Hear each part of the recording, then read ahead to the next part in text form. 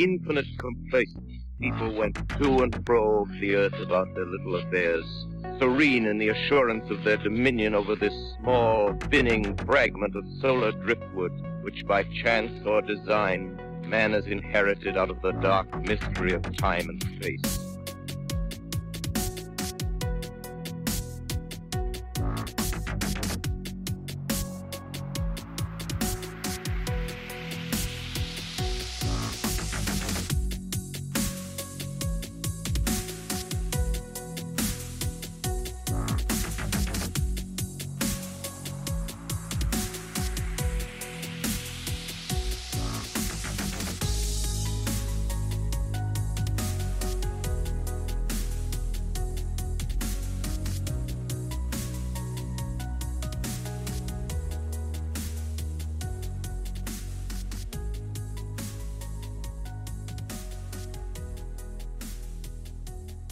Well, yeah, so Chris, you called in actually for episode 299 and told basically the abridged version of what we will be hearing in full today. And I don't really want to preface this too much in case people haven't listened to 299. They might be, pretty stunned by the story and think it's pretty cool and terrifying. Probably wasn't very fun to live through, so I'm not going to set this up very much. I just kind of want you to, start from the beginning wherever you like. Awesome. Well, goodness. Okay, so I will go ahead and just preface the story just because I've told this story about 100 times, enough that my wife always makes the joke that feels like she can tell it just as well as I can. Right. But I tell it to friends and family, and I always preface the story by saying, when this happened, I was a very big skeptic, right? I did not believe at all in like a lot of these paranormal things. In fact, I used to affectionately kind of tease or make fun of some of my friends that were like into, the ghosts and things like that. And this abruptly changed kind of my outlook. And, while I did grow up in like a Christian religious household, and I always believed in that, a lot of these claims you'd hear about like ghosts and, the supernatural, I thought that they were just kind of weighted and they didn't hold any merit. So, right. The whole story kind of started, about between 15 and 18 years ago. To be 100% honest, I don't really remember. I think it was about 16, but, I was kind of like going through some things, trying to collect my thoughts prior to talking to you. And I'm like, it might've been a year before here or a year before there. So I'm just going to put it in a window there. My best friend at the time had purchased a house in Pekin, Illinois, and he bought it foreclosed from the bank, for very, very cheap. It was like $25,000 or $30,000. And I mean, the house was appraised well over 100. And so he bought it, and the way it worked with this situation is he kind of bought the house before he got to like really walk it or do a whole lot of work with it or look at it. So he was my best friend, and, I wanted to be there for him and help him, kind of like, do some cleaning and painting and just kind of work on the house. So I had told him, I'm like, when you buy the house, I'm probably going to just kind of bring an air mattress and kind of like live with you for a short period of time. And I'll help you do some of the, like the renovations and maintenance and stuff. He was totally all for that. He was like, oh, that's a great thing. That's cool. I really appreciate you. So that's kind of what happened. When we go to move into the house was in terrible shape. There was literally, I remember there was like melted candles to the floor. He had wood floors in the house. It was a ranch style house with a detached garage outside and a smaller backyard and a smaller front yard on a hill. And I remember there was like melted candles that were like, it was like they had lit the candle and let it melt all the way to the ground, all over the living room. There was like graffiti on the walls, lots of like makeshift beds. Like you'd find blankets and sweaters, t-shirts, like old nasty pillows, lots of trash. And even at one point, the drywall and the ceiling was completely caved in, from like a roof leak, a previous roof leak or an issue. So we had our work cut out for us. So we immediately started with cleaning, doing like the Murphy stuff on the floor to try to bring out the wood again. And while the house was very old, there was not much of a history to it. Like I remember when he purchased the house, we looked up the address in Google, and there was nothing there. It's just like the Zillow or whatever, the real estate stuff sites you would see on the internet at the time. So it's an old house, but we started working through some stuff and cleaning things. And it just kind of had a weird feeling to it. And, with it being an old house, you never know if there's going to be like wiring issues or, there's just times you go in old houses and you're like, man, it just kind of has a creepy vibe to it, but it doesn't always mean anything, So I remember being kind of creeped out, but my good friend, he had sunk every penny he had into this house. He didn't have a lot of money. This was kind of like his Hail Mary at trying to get his own place and get his life together because he was at a really rough spot. So we get in, we start cleaning, and almost immediately just strange things started to happen. We were one day starting to clean the living room or paint the living room, excuse me. And I had filled up my air mattress. I filled up one for him, and we were in the living room, and we had stayed up to 1 o'clock, 2 o'clock painting. And they were like, let's crash. We had the fans going, and then we were going to wake up and do our thing. It was like a weekend, So we stayed up late painting, just weird things constantly were happening, lights flickering, smells. The house, even at the beginning, it just had a really eerie feeling, like I was telling you.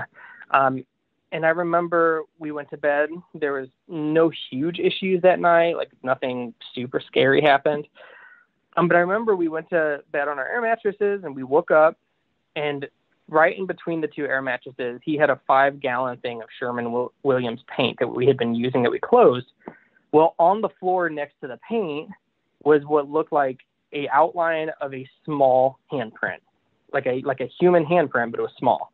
But it wasn't like a perfect handprint. So I could see it, and I was like, oh my goodness, this looks like a child's handprint. That's kind of creepy. It was right between our two air mattresses. I mean, probably 10 inches from me and a couple feet from him. And I remember telling him, like, dude, what the heck is this? And I will tell everybody, we had a couple beers that night, but maybe like two or three apiece. I mean, we weren't trying to get drunk. We were still trying to work. But he's like, I don't know. It's probably one of us. Well, I didn't have any paint on my hands when I woke up, neither did he. But he kind of brushed it off. He acted really weird about it. And he just, I remember going through the house that night. I'm like, you know what? Maybe, I mean, it's unlikely, but maybe like a raccoon got in, because at this point I'm trying to find any sort of logical explanation of why this happened. Because again, it was super creepy. So I remember going through and I check all the windows. They're all locked. There's a couple small like breaks in the windows in the basement, but they're like 4-inch holes. Like nothing can get through like that. So we just kind of brushed it off. I thought it was really weird, but we get the paint off the floor and we just kind of went back to work. And, we kept painting. He had guys come in to work on the ceiling, putting the plaster over the shiplap that was exposed in the hole. And we continued painting the different rooms.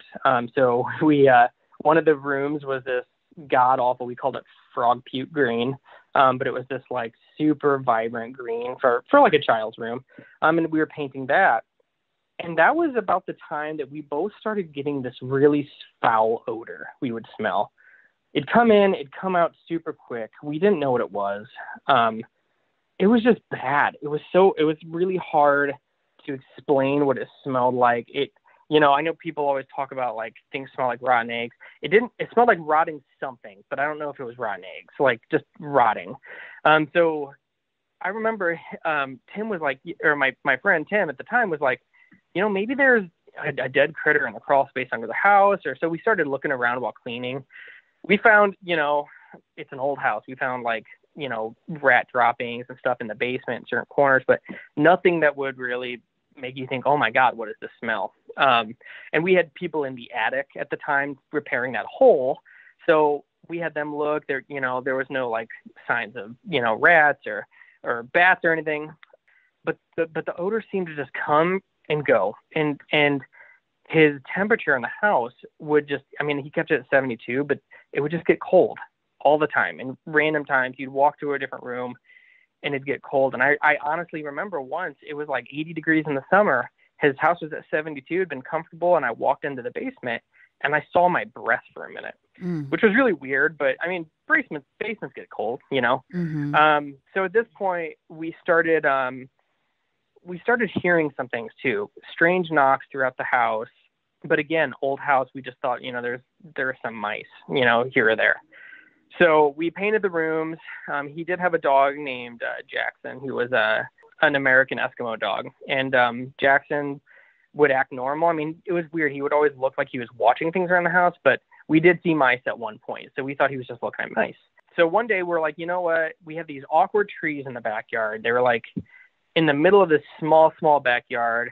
It was like somebody had planted them there, or maybe we thought they were saplings.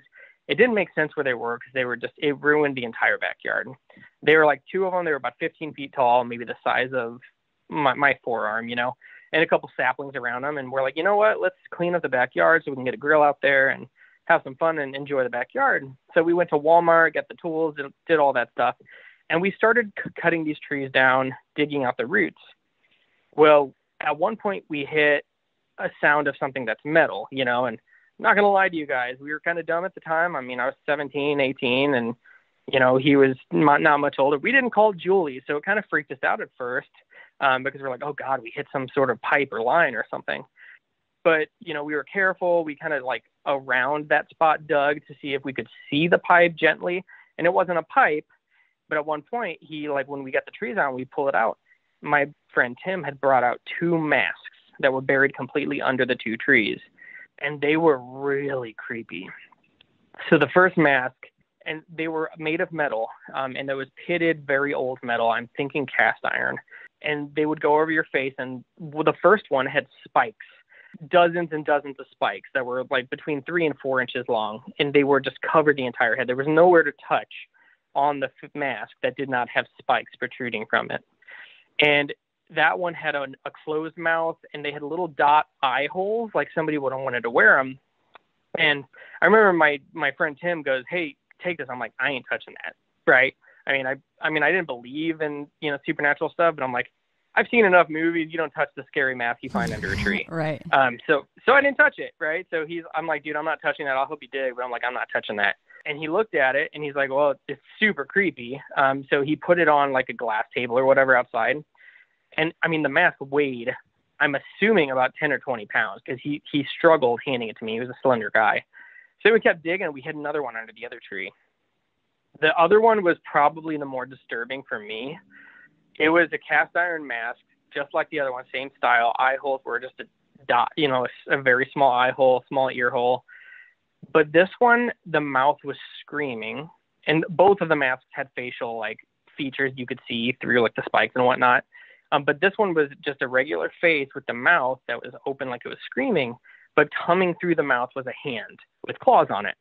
And the hand was, I mean, this was a very, very detailed mask. Now, at this time, when he pulled it out, I was actually going to school for metalworking and machining.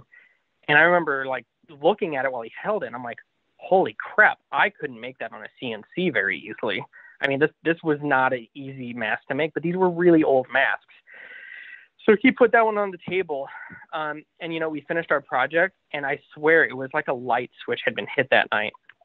I mean, everything that could go wrong in the house did.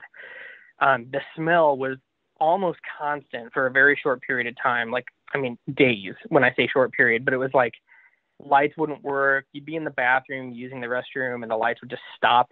We would hear things that were just really creepy. But, you know, again, we kind of brush it off. You know, it's an old house. You know, things like this happen. Until this one night, I was he had brought in some furniture. So I was laying on his couch, and he had this really old, like, quilt-style blanket I was kind of laying with. Just to, you know, I was crashing on his couch. We had just done some work. And his dog, Jackson, jumps up off his bed, runs through the middle of the room, and is standing in front of the living room I'm in, and plants all fours and just growls and snarls towards the basement. I've never seen his dog act like this. It was terrifying. And, you know, I'm sitting in the corner, and I'm still trying to tell myself that, you know, he's probably just seeing like mice or something, or maybe there's like a coon or something walking around outside he doesn't like. But he was just staring at the darkness of the basement. The way that the house worked was living room connected, like an open concept. There wasn't really walls, to like another dining area, then a kitchen, and then like a dark staircase went around to the basement. And he was just staring there. And he was, literally snarling. This dog was just hair on the back of his neck straight up, growling, head to the ground. And I'm not going to lie, I'm freaking out. I'm like, dude, what the hell's going on? Excuse me for cursing.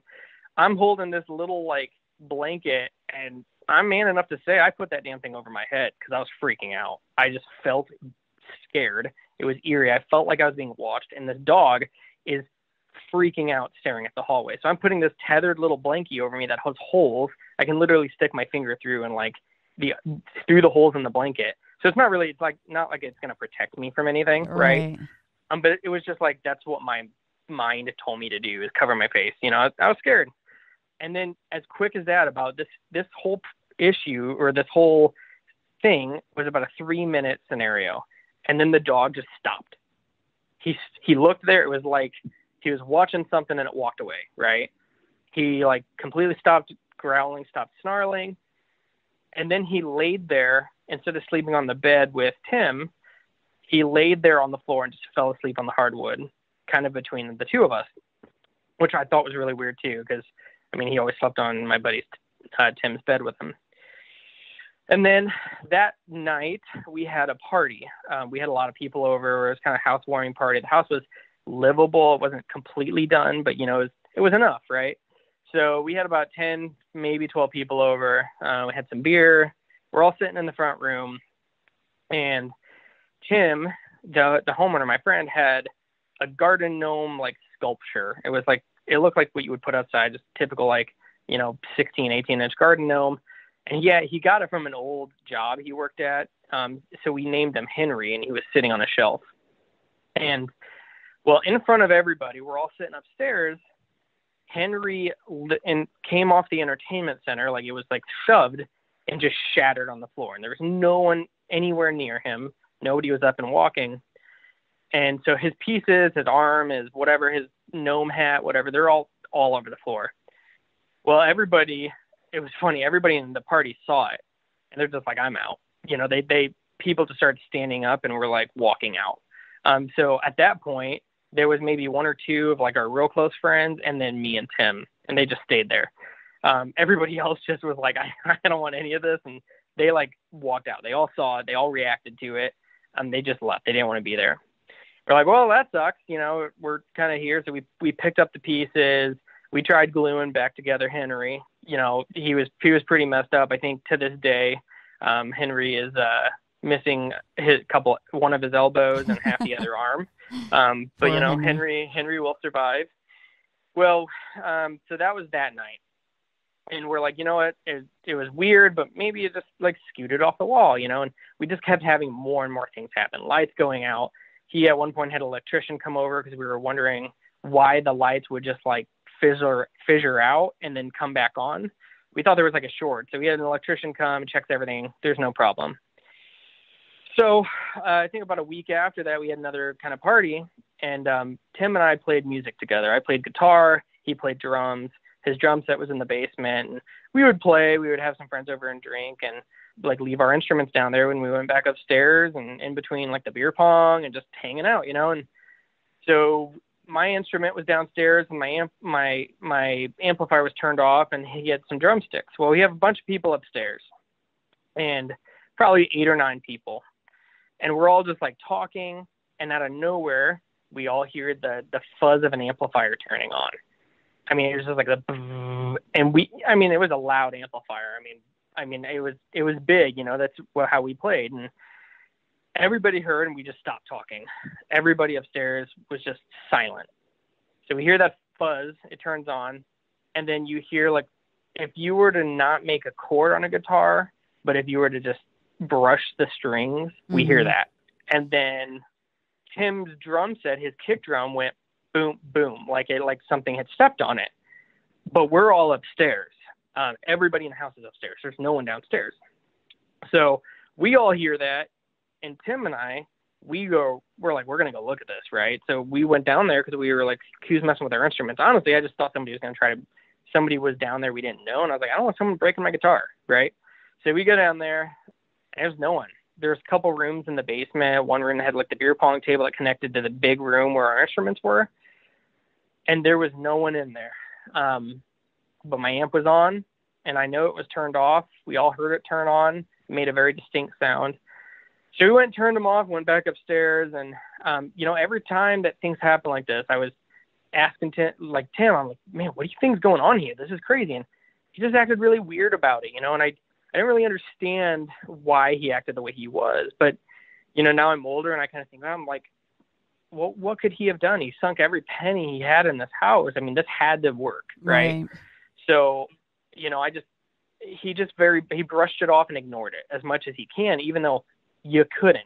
It became like a running joke between our friends. We'd have parties. They talk about the ghost, and things were getting around. People were, people would leave that would have an event, and then you'd have new people that like may have had like a mutual friend. They'd be like, oh, I heard that this is the house with the this and that. And I'm like, well, yeah, it got around because we had a lot of witnesses there. But I'll also say, you had a lot of witnesses there, but I mean, we're just kids, right? We're just, doing our own thing. And so when you're not we weren't really trying to like prove the house was haunted, right? Like, so it's not like we were, people always ask like, well, where's the evidence, right? But when things are happening like that and you don't really, they're weird, but we didn't really care, So at this point, about a week later after that party, we were like, you know what? His new roommate that had moved in, and I was not living there like full time. I was staying there a couple nights a week, had this big old VHS camcorder. It was one of those ones you had to put like a full size VHS tape in. Right. It probably weighed 15, 20 pounds. And he put it on a tripod, and we're like, I think it was like a 10-year Lord of the Rings re-release, and we were all going to go see it. So we put the camera out as a joke, kind of. We're like, when we get back, we'll have some guys over and have some people over, and we'll drink some beer and watch the footage, right? Because everybody talked about this ghost that lived at Tim's house. So we did that, and we come back, and it's all cool. We're watching it in real time. And I remember I'm watching the TV in an easy chair, and there's like 4 guys on the couch and a couple people in the kitchen. And we are all kind of like watching the TV, but more just talking, it's just background. And then we all just got quiet, and you look, and he had a DVD rack in the living room in perfect view. And the DVD on the top shelf, which was about 5 feet tall, he actually bought that DVD rack and like all the DVDs from when Hollywood Video went out of business. So it's like an industrial one. It came off the top, like a DVD slid out the top with no one home. And it looked like it hovered for a half second and dropped. We caught it on camera. We're watching it. We rewinded it like 3 times. Everybody came into the kitchen to watch it. And again, people just start walking out. Nobody wanted to be in the house anymore. And it just got really weird. Cause like, what do you do with this now? Now we're committed. We have this videotape but again, Tim was acting real weird about it. He didn't want to watch it. He just acted like, he didn't want any part of it. So life went on. We hung out, we finished the night there. And then this night, about 3 days later, I remember I'm in the basement. We had another couple, like 6, 8 people over. They're kind of drinking upstairs. And I had gotten a new guitar that I wanted to like repaint and like rebuild. So I'm in the basement using the beer pong table no one's using. And I was sanding down the electric guitar. And so I was going to paint it. So I'm sitting there sanding, and I'm by myself. There's no one in the basement. And I hear the sound of the crawl space, which had chicken wire in front of it, kind of like rolling up.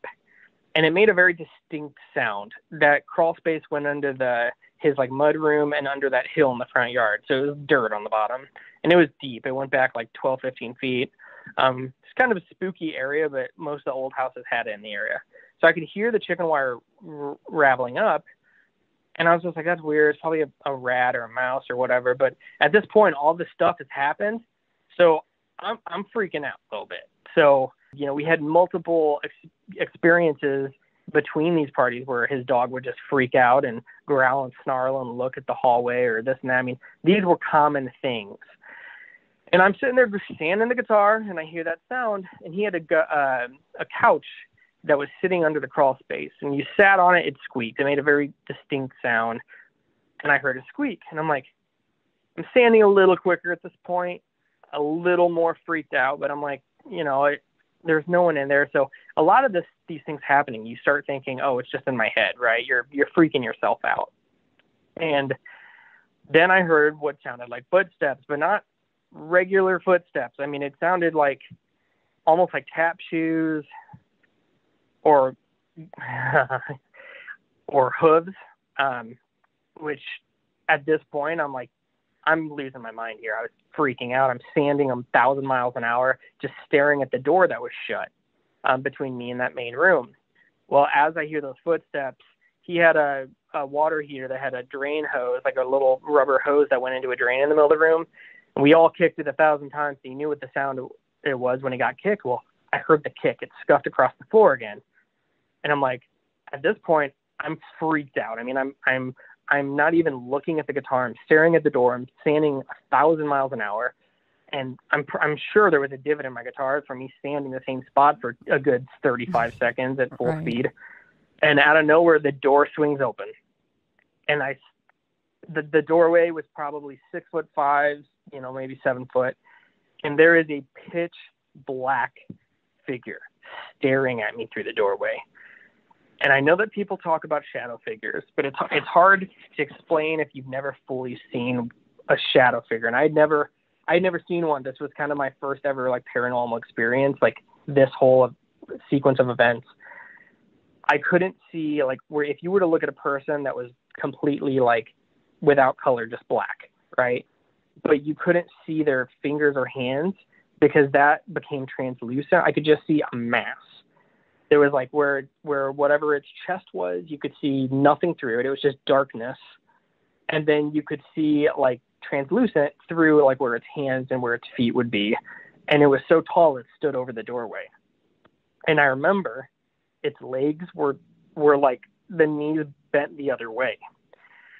And I just lost it. I don't even remember how I don't even remember how long I looked at it until it registered. Something in my heart and my head told me you're in danger. And I don't remember doing this until it happened, but I pick up that guitar and I threw it at the doorway and just jogged backwards into the wall.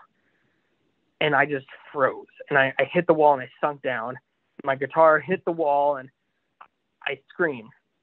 And I'm loud. I scream extremely loud. And all my friends come pouring downstairs because they hear me. And the second that they hit that top step, that door shuts again. And they all come down there and they're all looking at me and they say, what happened? I wasn't talking. I don't remember this. Like I'm just froze and I've never been that scared in my life. I couldn't see eyes. I just saw black. It was just a shadow, but I do some hunting in my free time. It's a hobby of mine. And the feeling that I got was I've had a couple instances where I've been stalked by something while hunting and you get a feeling you're being watched, but you're in danger. That was the feeling I got. I felt like I was looking at like a predator, and it was terrifying. I mean, earth-shattering, the scariest thing I've probably ever seen. And all my friends come down, they're asking me what's going on, and I'm not talking for a few minutes, and then I tell them. And my friend, Brandon, goes, man, you're yellow. You're completely lack of color, like the color left my face. And I just got up, and I just sprinted out, and I didn't come back. I just left. I'm like, I don't want any part of this. So, excuse me. Sorry, kind of. No, that's okay. I can hear you reliving that, and I'm sorry to have you do that. It's totally okay. It's just you can't describe the feeling of what it looked like, what I saw. And I ran out. I didn't leave, and I just went home. And I shouldn't say this, but I had like 2 or 3 beers, 4 beers maybe, while I was sanding my guitar, and I just drove home. I did not care, and I shouldn't have done that. And I hate myself for doing that. I'm a responsible person. I would not do that, but I just left. I couldn't be a part of that. And I went to my parents' house and I crashed. Now, Chris, you said, sorry to interrupt you real quick. You said its knees were bent in the opposite direction? Yeah. It looked like like an animal, like I think horses' legs do that. Or maybe not a horse. If you could imagine the knee turned completely backwards, that's what it looked like. And it stood there, and I could see its knee. I could see where it started to turn, like the shin, whatever its shin would be, would go like back towards the ground, and then it just becomes translucent by where the feet, hooves, whatever, hand, claws, whatever would be. I couldn't see those. I could just see the mass, and like it would just, as you got farther away from that center mass of it, it would get lighter until it was just not there. Well, it's just interesting to me that you know, when you started to say you were hearing these footsteps, which you at first you go, well, it sounded like tap shoes or hooves. And that was already in your mind. Yeah. And then the door opens and the damn thing has backwards legs. The knees are in the wrong place, essentially. It's not a classic shadow figure, if you will. Correct. And it was so weird. I mean, you hear people like footsteps, and it was just strange because it was so out of place, right? It's one thing to hear echoed footsteps in a house on wood, but it was a concrete floor, and it sounded like I said, tap shoes or like hooves. And I'm like, I'm losing my mind here. But all this other stuff had happened, and I'm just froze in the motion of sanding the guitar when that happened. I mean, it was terrifying. It was crazy. So I left that day. I went home and I slept, and I just passed out, and I was shook. I mean, I've never been that scared in my life. It was terrifying. And I had nightmares. I mean, I just had these recurring nightmares, and it would just be a normal dream, right? I'm just normal thing happening in my dream. And then I would see out of the corner of my eye that figure staring at me. But in my dream, which is 100% different than in real life, it had red eyes, just glowing red eyes. And it stared at me. It wouldn't blink. It didn't say anything. It didn't walk, didn't move. I would just see it watching me. And I had all these dreams. And I remember, I mean, this is not a one night thing. This is every night for weeks. I'm terrified still. And I told my parents. Well, I came from, like I said, a religious household. So they're like, let's go to church. You know, let's pray. I went to church. I started going back, and I'd go to my youth group, and I went on Sunday service for, I think it was like 2 or 3 weeks until I was still having these dreams and I'm praying every night. And then the pastor comes out and offers communion, and I took it. And that was the last night. Like, I didn't, after that moment, I took it. I said a prayer. I took communion, and I didn't have any more dreams. I never once had another dream, a nightmare, and it was not in my dream. And I remember praying, and I praying for, protection and, just to be watched over. And that was kind of the end of the story until about 6-8 months ago. And so Shannon, I've told two, like, I've done another podcast where we talked about this. This is the first real podcast I've done. I did like a small one for like a friend of a friend type thing. And one of your viewers that had like witnessed a lot of these things and remembered, we were talking. I hadn't talked to my friend in like 6-8 months. It was the roommate that had moved in after I like moved out. And we got to talking about this, right? Just these weird things going on, and like reminiscing, and he's like, I told him about the nightmares and the eyes. And then he told me he had the exact same nightmare, but its eyes were purple and not red. Mm. And he was one of your viewers, and he's the reason that I called in. So he had said, you know what, I listened to this podcast. You should really check it out. And that's here we are. So, there was probably 100 little instances and, things that happened along the way that I left out. But those were the things of the story that were really, like, for me, earth shattering and really made an impact on the whole scenario total. So I didn't go back to Tim's because, like I said, when the dream stopped, I was like, I'm not going to go back there. I was done. So 3 or 4 months go by, and I still have a guitar in his basement. I still had microphones, an amplifier, all these things. And I was like, you know what? At some point, I need to go get my crap, right? So I went over and I stood in his mudroom, and I'm like, I'm not going to go. Will you go grab the stuff for me? And he did, and it was fine. It was completely uneventful. And I remember asking him, I'm like, is the ghost gone? You know, we were just kind of shooting the shit. And he goes, you know, the strangest thing happened. Those masks that had been sitting outside disappeared, and everything stopped. Everything stopped. I don't know if the dates correlated with like my communion. I know people have asked me that before. I don't know. I just know that he said around the same time that I had left and had all those terrible dreams and nightmares, they disappeared, and not one thing happened after that. All of the smells went away, all of the light flickering, his dog never growled again, didn't hear anything, pictures weren't getting knocked off the walls, all of that stuff stopped. And that would be the end of the story. I mean, okay, so you guys dig them up. They got put on that table, and they didn't get touched until, of course, they moved. They were gone. But you guys didn't screw with them after that, really. They had been sitting there for that long outside. Oh, my God, I would not touch that thing. No. He left them outside and just kind of left them. He had these wine barrel sideways flower pots that were like, if you were to cut a wine barrel like in half, yeah, and then it would have like a roof feet. He had those things. I think one of them, or he had put them for a little bit off the table, like in the flower pot. He touched them because it was like where the flower pots were. There was a roof over them from the garage or from the house, so the water wouldn't hit them as much. But they just disappeared. That was the only thing. No one ever brought them in the house. No one ever. I mean, they just were there, and then they were gone. And he said once they were gone, everything stopped. And that, like I said, I wasn't there for that portion, so I can't really validate that. But it makes for quite a coincidence, you know? Oh, it absolutely does. Well, and if one of your friends took the masks, you would think that you would hear about something like that, you know? Yeah, and we asked around. You know, that was one thing that happened when all this stuff had transpired. We all started asking around. When I left and didn't come back, I'm messaging all our close friends, and we're talking about it because they're still checking in on me. You know, like, hey, you want to go to Tim's? We're going to do this and that. And I'm like, no, you know, I'm good. You know, but I would still get the invites, and we would just text and talk. And I remember asking them, like, do you know where the masks went? They were like, no, because the other thing was, we would tell the story, you know, people involved in this, and there was a lot of people that witnessed things and were involved. They'd want to see these masks.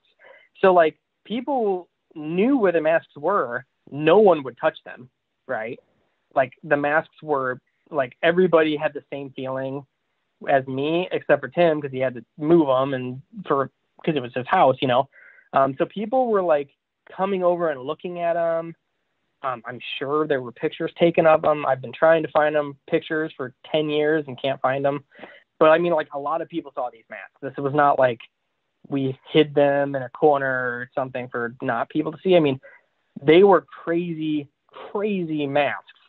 And everybody like saw them. So, I mean, I'm not going to say that, you know, they had some mystical powers and disappeared on their own. Maybe somebody took them. Like I said, they were like 10 to 20 pounds a piece of metal. I don't know if maybe a scrapper saw them and took them, right? But all I'm saying is, like, once they left the property, everything stopped.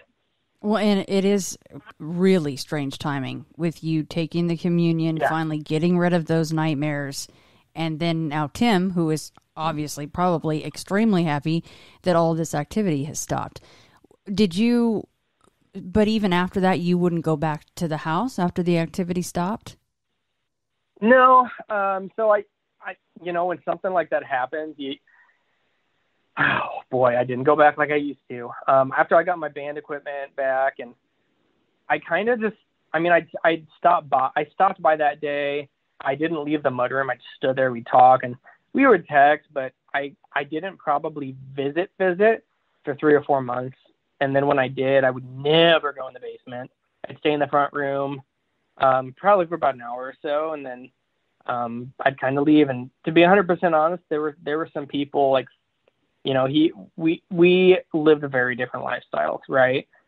So I would hang out with him because he's still a best friend of mine, and still my brother, I consider, but there were people there that I really didn't want to spend time with or associate with. So people would show up to hang out with him, and about that time I would leave. So I would visit probably every 3 to 6 months, just to say, hey man, how's it going? And just talk. But about the time people started pouring in, that's when I'm like, I don't really want to be a part of some of this. So I'd leave.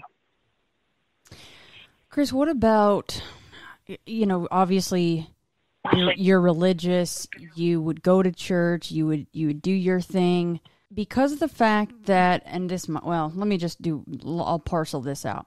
I'll ask my first question and then go to the next one. Was Tim a religious person at all? No. Okay. No. What about the new roommate? No. No. Not that, well, you know what? I think when he was a kid, but I don't think as an adult, no. Okay. Like at the time that he moved into the house, he wasn't really active in church at all. Okay. No, and I will say, like, I've always been a religious person, but I don't go to church, right? Like, I will be the first person to tell you, like, I pray. I am still a Christian, but I just don't belong to a church. So I'll go through phases, through my adulthood where I'll go to church for a while.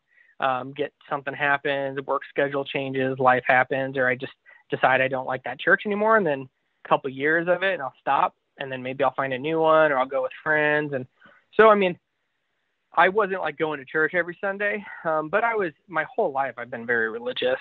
I have what I believe in, and I'll tell you right now, I think what I saw was a demon. Just with all the things that happened, I hate to go back. With mainstream media, you watch movies, you see these things, and that's what everyone goes to, right? Everybody thinks, oh my God, I have a demon, whatever, that when they have these encounters. But just the feeling that I got, it's not something you can explain. It was so dark, so sinister. It's not. The presence was felt, and it wasn't just like I was seeing something. I felt a bad presence. And it's, I talked to actually at one point to a pastor about some of these things. Just, he had made the comment, and I thought it was very interesting. He said, it comes thinking about like funerals, right?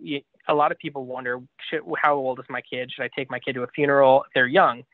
Well, he's like, I've done a lot of funerals, and kids may not be able to comprehend what's happening, but they can sense there's a difference in the presence of the person that's laying in the casket, like during an open casket. Mm-hmm. So I think personally, like, we know, like, as a human, there is something deep in us. We know when something is not right, when it doesn't feel like a human. And it didn't feel like a human. What I saw was not positive. There was no happiness. It was just so dark. You could feel it everywhere around you. Do you wonder why it chose you to show itself too? Like, do you know if Tim has ever seen anything? Yeah. I've gotten that question quite a few times. I tell the story and to, like, friends, and I get that question a lot. I wonder, I think, I don't know. I was there when we unearthed those masks. Those masks were not a happy thing by any means. Just looking at them, there was something that was disturbing about them. And so maybe it was just, I was there. Maybe it felt I was the vulnerable one between Tim and I. Because you didn't want to touch it?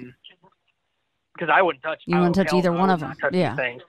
So maybe because Tim, actually was accepting enough to touch them and pick them up and move them, that it almost. He wasn't spared, but did he ever see a shadow figure, or do you think he would even tell you if he did?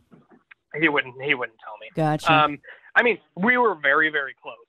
Tim, we go very. He was at my bachelor party. He was in my wedding.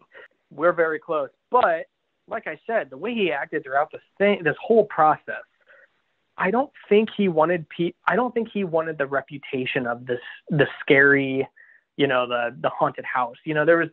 We were all kind of like the skeptical guys. I mean, it was not something that like we watched Ghost Hunters or this or that or all these TV shows now about it.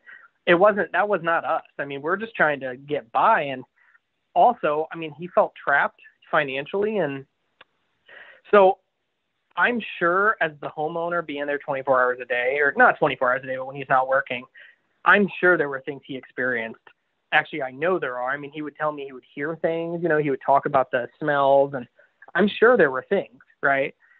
But I don't know if he would openly tell a lot of people that, just because that's attention you don't really want. And we weren't looking for it back then. All right. And, that's the other thing too. I mean, there were so many people that would be at these parties and they'd experience these things. I mean, we're not talking, 2 people, right? I mean, we're talking, we would have, 6, 7 people saw the video, 8 or 9 people might've been in the room when Henry got thrown. I mean, it got around.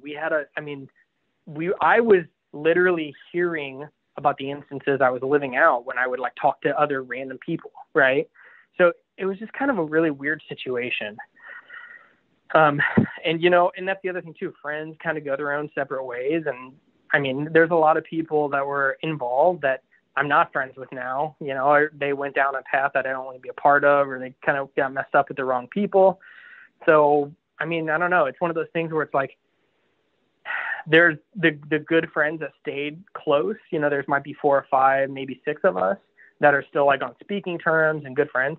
And we all talk about these. I mean, we'll make jokes and reference things about this, but I really don't know why it came for me. And maybe it didn't come for me, right? Like maybe I was just at that moment, opportunistically, I was by myself. Right. Right.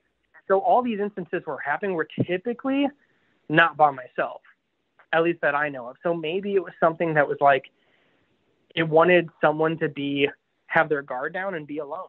I don't know. And that very well could be. And your guess is as good as mine, but I'm telling you, what I felt was I can't imagine a ghost feeling like that.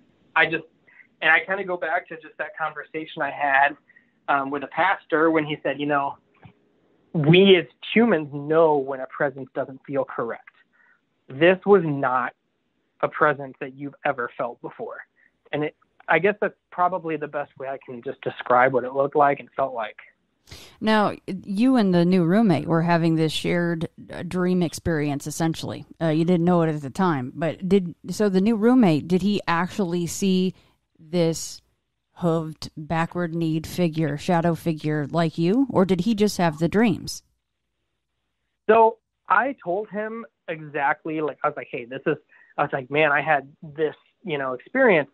And I remember him saying, you're joke. He was like, man, you're totally kidding, right? And I'm like, no, I wouldn't kid about that. And he's like, man, I had the exact nightmare for a long time, but it had purple eyes. So I don't know. I mean, I didn't respond with, oh, well, were its knees backwards, Yeah. Maybe it was just a shadow figure. I don't know. But it was he was actually one of your viewer, or like a person that views your videos a lot. And this was not, for the longest time. It was, to be 100% honest, it was, you talk about things like this and it's almost shameful. I mean, I didn't want to get made fun of. I didn't want people to make brash assumptions about me as a person by, me being the guy that believes in ghosts, so that's one reason. Until recently, I would never, I would talk to people in confidence, like me and someone talking, I would tell them, but I wouldn't go on the air talking about it at all. Right. I don't know. It just wasn't something I wanted to be a part of, to be 100% honest. Well, and Chris, if you remember, when you first reached out and you left your voicemail, I got a hold of you quite quickly. And of course, thank you for calling in. But a big thanks to the new roommate. I don't know his name, and the listener for pointing you in my direction. Thank you so much.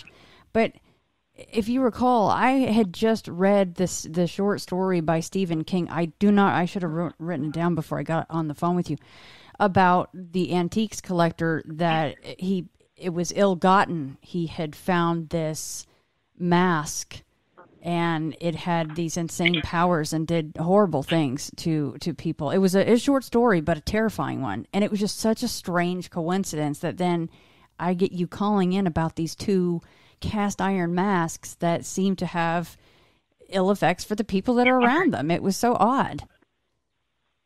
Yeah, it's funny too. I wish I was a person that read ever. I went to school online, and so I got my undergrad online, and that kind of ruined reading for me. You read 60, 80 pages of a textbook a night and you're done. Yeah. So if I ever sit down to read for enjoyment, I will do my very best to make it some Stephen King one. And actually, when you told me that, I wrote it down. But I bought 2 or 3 books recently that I started reading, and I'm I get to page 30, and I'm this sucks. Let's watch TV. Well, what's great is this one's a short story, so it's super short. So that'll be good. Yeah, I would love to see what you thought. Not that I'm trying to compare. I just think it was weird timing is all. You know what I mean? Because I've never had anyone specifically call me about possible, essentially cursed masks. I don't know what else to call them.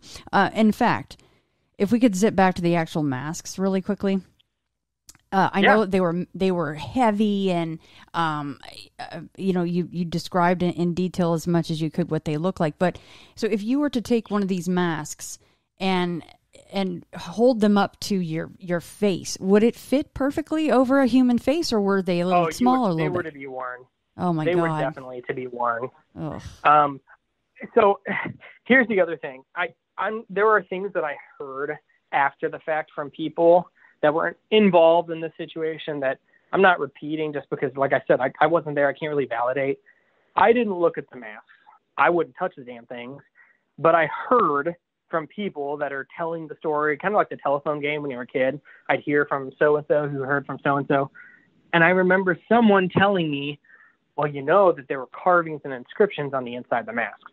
I can't tell you that that's the case. So that's one reason I didn't. Those are some of the little details that I'm leaving out, because I'm I feel like when Tim picked him up and looked at him and put him at the table, I feel like if he saw that, he would have said something. But and I just can't validate that. So to me, that's just that's hearsay. No, and I appreciate you being honest about that. Thank you. Since you didn't see it, you're I can't say for sure. Okay, so you get into the house at the onset, and you got the melted candles on the floor and graffiti. What kind of graffiti was this? It was just the typical stuff. Names, but weird names that, I don't know what the names were. I just, you might see names on the wall of a person. I do remember there were names on the wall of a person actually. And if I remember right, his detached garage had the same graffiti or similar graffiti and the melted candles and stuff. But his garage was just full of crap. The homeowner left a lot of old, those, beige white computers, fax or copy machines, things like that. Things that you don't want, the homeowner just stuck in the garage, and then it got past no one seeing it until he bought the house. To answer your question, it wasn't I saw some name that I could write down and Google. So it wasn't one on the left-hand wall of the living room, it says Beazel, and the other side says Bub. So it wasn't that. And that's the other thing too. If it said something like that, I didn't believe in the stuff, but I've read the Bible, right. And I went to Sunday school, and I've heard if it said Beelzebub on the wall, I'd be a little right. I would be okay, I'm gonna leave now. Well, I was just it just sounded like. It definitely didn't say that. It didn't say any names that were recognizable. And I will say, I spent a great deal of time when all this was said and done, and even to this day, I kind of look. I've never seen masks like these because they were so strange and crazy for me to see that I researched. I looked for similar masks. What I was hoping was this is all in my head and I'm losing my what, and these are some band, some hardcore metal band wears these masks, right? And they were just happened to be thrown in the backyard and buried or whatever. That's kind of what I was hoping, but I never found anything anywhere near these. And they were so detailed. It was just unreal, the detail in these masks. And like I said, it was so old. The metal was pitted, and I have no idea how they made them. That was the other thing with me. Like I said, I was going to school for the longest time for CNC Which machining. Is weird that you came across those, by the way. I had that written down. I'm like, you're a machinist and could identify the fact that these are super rare items, hard to make. What are the chances of you being one of the 2 people to find these damn things? And that's the thing, too. It's like one of the things that really comes into my head from this situation that I went through is, are there really coincidences, right?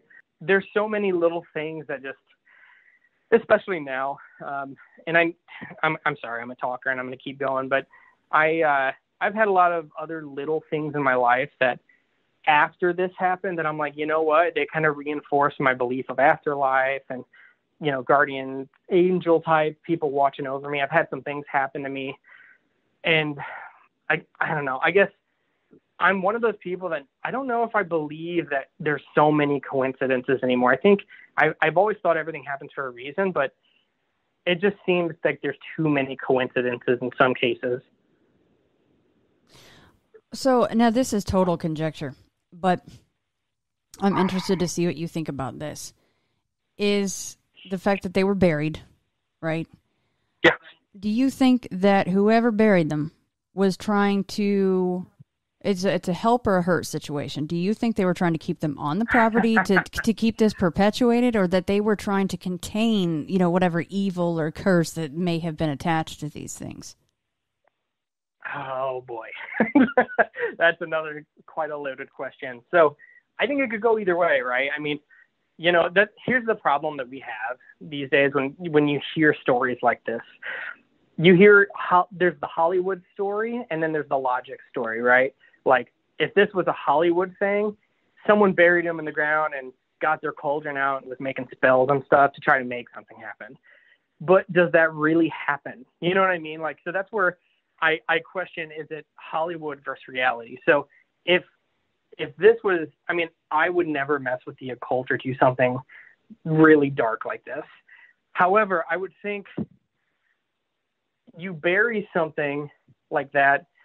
I mean, if you think of things that you bury, right? Like, we bury those we love in the ground, right? And that's kind of like a positive thing. We want to remember them. I don't know a whole lot of things that you bury to like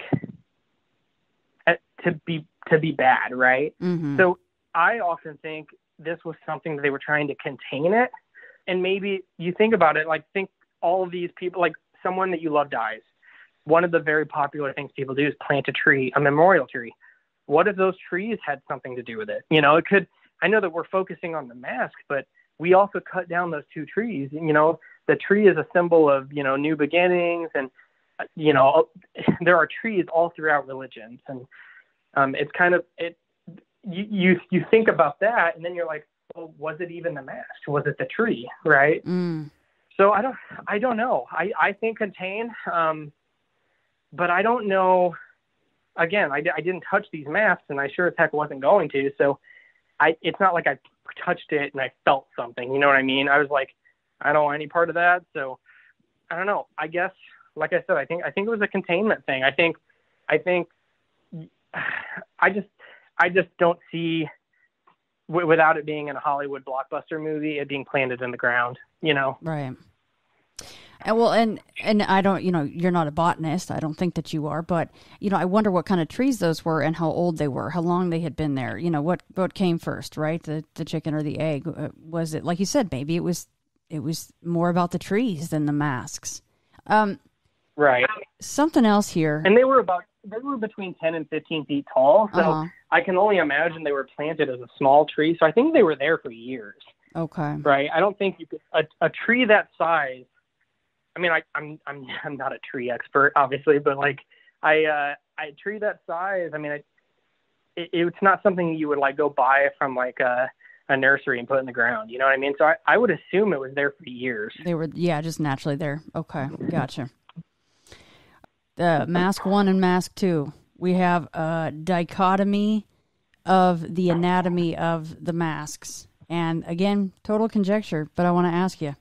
One of them had a closed mouth completely, and the other has the aperture of a scream with the hand with the claws on it coming out to boot. So that's night and day as far as, if you just besides the spikes though on Mask 1 with the closed mouth, if everybody remembers, they each had their own horrifying attributes. But do you think there's anything to this? Well, this one has a closed mouth and this one has the screaming wide open mouth. Goodness, I don't know. They were both just so creepy. It's not like, I can't imagine one representing, something being locked away in protection, and that's the spike one, because it was still terrifying. Right. So I don't think it's like yin and yang or like good and bad. Like they put the good mask good and bad because they were both so creepy, and they were built from the same cloth. And when I say that, obviously not cloth, but like same eye holes, same ear holes. They were the same style mask with just huge differences. So I don't know. I don't know if that's an assumption that I can make. I don't know. It was so strange. I know people say it's the stuff of nightmares all the time, but like, I'm not this creative. I can't imagine someone making this story up. Right. It was just so weird. There was just so many little details, and I just don't know. I wish I could give you a better answer, but I can't. Well, and it's fine. That's why I preface it by this is just conjecture, because it's no pressure on you. You're not supposed to know. But as you said, they weigh between 10 and 20 pounds apiece. You certainly aren't wearing these around to go trick-or-treating. Not that you would. I'm just saying. God, no. But this would be almost like someone was laying down or already passed, or you're doing some kind of... but you can't lay with 10 or 20 pounds on your face. I don't know. It's crazy to me. I love this story. Not story. These encounters with these masks.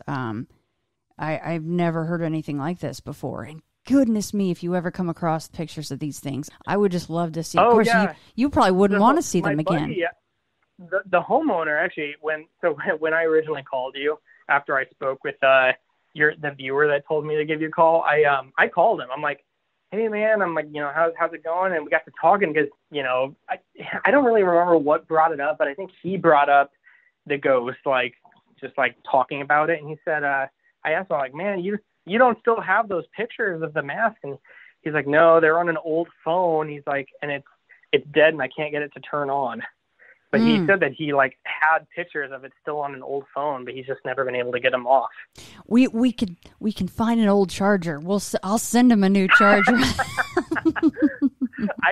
know what? It's probably one of those crazy old Nokia flip phones. Look like, yeah. An audio jack hole or whatever. Yeah. But no, he definitely, it was funny. I brought it up and he's like, man, I wish I still did, because this, even though the story is kind of done and everything's cooled down, people still talk about it.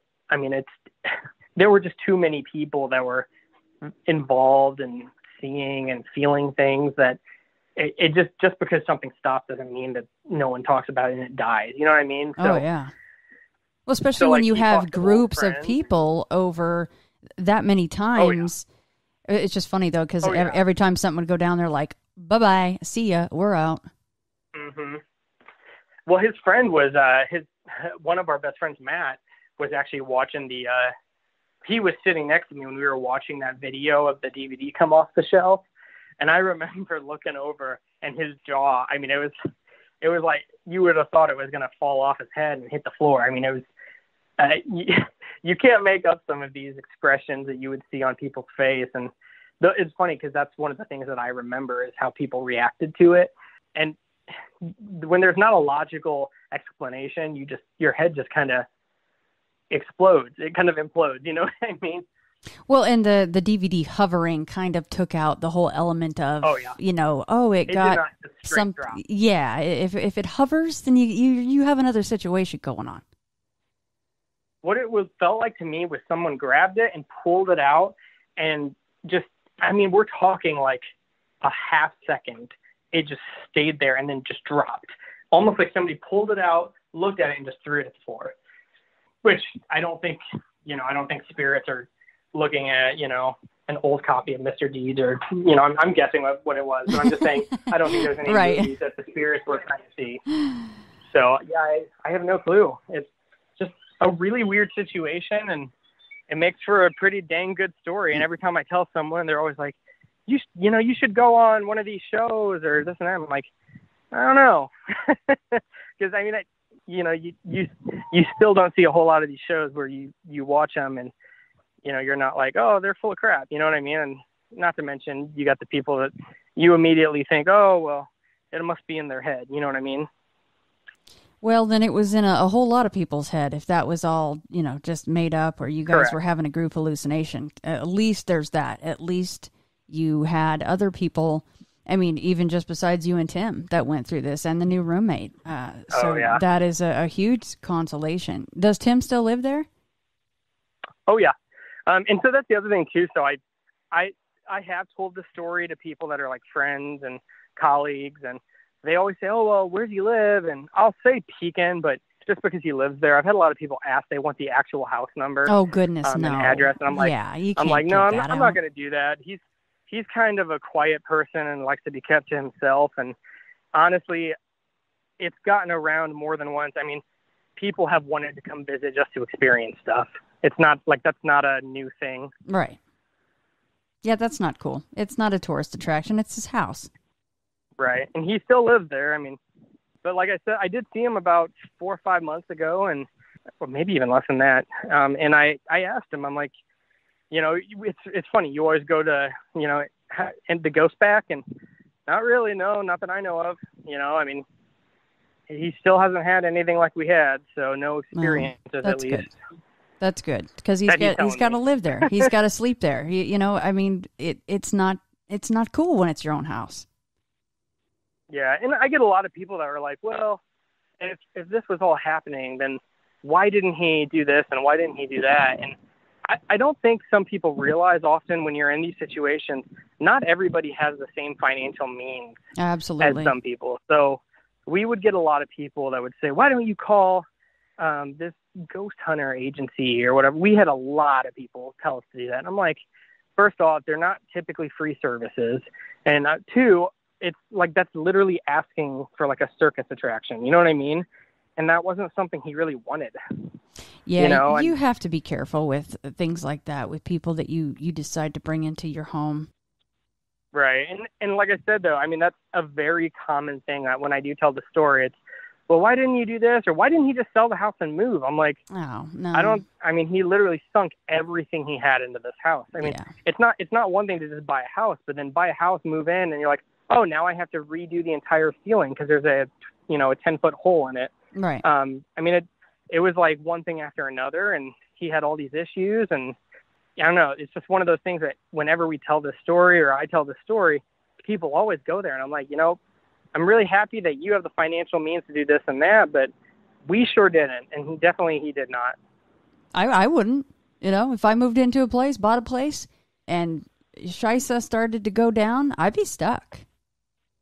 A lot of people would. You don't have, why didn't I think to move? Oh, that never crossed my mind. No, of course it would. But you can't just up and move unless you have the means. Every single person I tell the story says that. Like, well, I would have moved. And I'm like, he was working at like a grocery store prior to like when he moved in, probably making $8-10 an hour. I'm like, not everyone can just up and move. I'm sure he depleted his savings and everything just purchasing the house. Right. He busted his butt. Well, you called it. It was perfect. You said it was his Hail Mary. That says it all right there. So that means this is it. He's got to make this work. Homeless for a short period of time, living in his truck in the Walmart parking lot.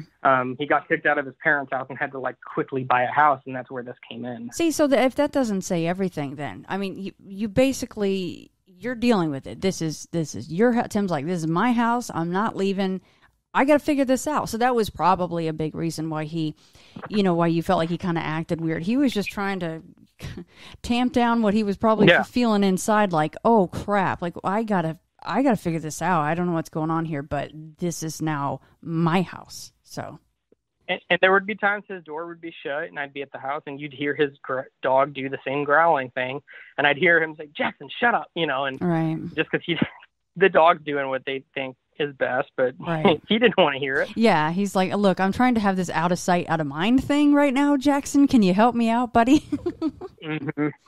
But Well, yeah, I mean, it was a crazy experience. I mean, I always make the joke to people. I'm like, someday I might write a book about it, because every time I tell the story, someone's like, you should write a book. And you probably should. I don't know. You probably should think I don't about know. that. Yeah, it'd be something. I don't know if I'm smart enough to do that, but it's definitely a thought. Hey, if I can write a few things down, then you certainly can. Don't even worry about it. The good thing is you get an editor, and then you don't even really have to read it too many times, since you don't like reading very much. Exactly, for sure. Chris, thank you so much for being willing to come on and tell this story in full. It creeped me out enough when I heard the abridged version, but hearing all the details and everything, I'm like, that's on the no list for me. Yep. Mm-hmm. Yeah. Well, and that's the other thing too. People are always just like, why don't you go back? I'm like, have you listened to me? Have you not heard a thing that I have said? The last 20 minutes or so, like, who in their right mind would experience all that and then just willy-nilly go back like it's nothing? I'm like, you know what? I thought I was a tough dude when all this happened, and I'm like, you're tougher than me if you're going to go right back into that scenario after you saw what I saw. Oh yeah, you want to hear the little hooves? Yeah, and see the backward kneed demon, and so that's the scaredest you've ever been in your entire life, right? Oh yeah. Yeah. Oh yeah, hands down. Yeah, so you know what, Chris? The next time somebody says that, just be like, you know what? If you ever have that experience, let me know if you're going to go back to that place that you had that experience. Exactly. Call me. You're like, call me back on that, okay? Well, you have a great day, Shannon. Have a terrific rest of the week, and have a good weekend. Yeah, you too, Chris. Thanks again, man. Well, I'm so-and-so. I was given this name by my parents. I've been to such and such a college. I've done these things in my profession. I produce a little biography. Buddha says, forget it. That's not true. That's some story. That's all gone. That's all past. I want to see the real you are now. Well, nobody knows who that is. Because we don't know ourselves except through listening to our echoes and consulting our memories. But then there's a real you, and that again leads us back to this question. Who are you? That is the real you. We shall see how they play with this exam by the koans to get you to come out of your shell and find out who you really are.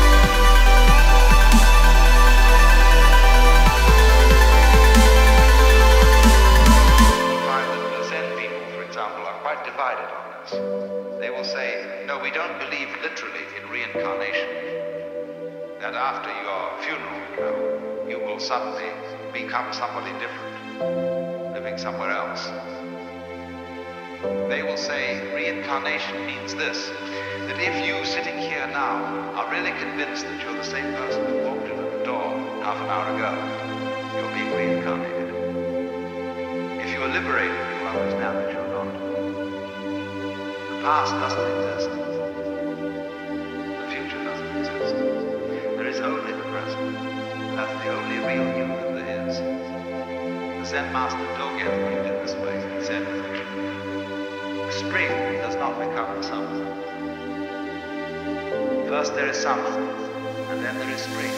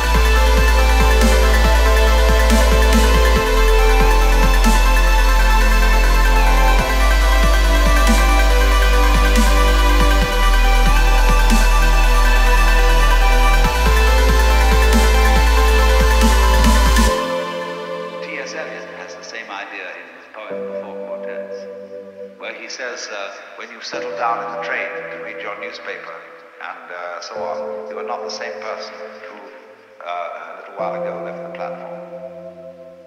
If you think you are linking your moments up in a chain. And this is what binds you to the wheel of birth and death. But when you know that every moment in which you are is the only moment, this comes into Zen. A master will say to somebody, get up and walk across the room. And he comes back and he says, where are your footprints? They've gone. So where are you? Who are you? When we are asked who we are, we usually give a kind of recitation of a history.